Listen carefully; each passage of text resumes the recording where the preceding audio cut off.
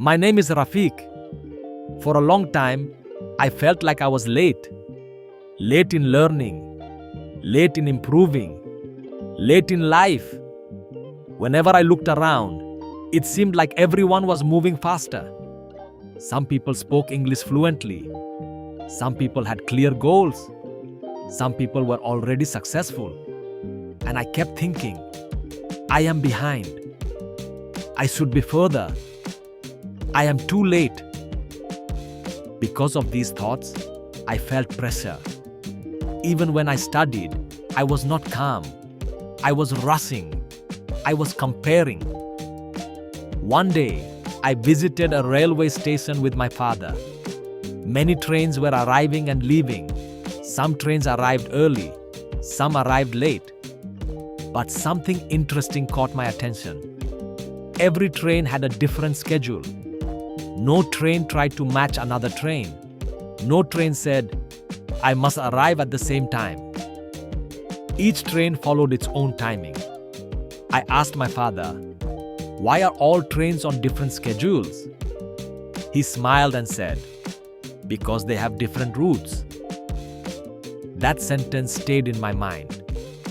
That night, I thought deeply. Maybe life is like that.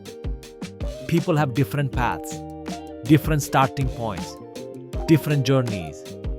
Comparing timelines does not make sense. The next day, I changed my mindset.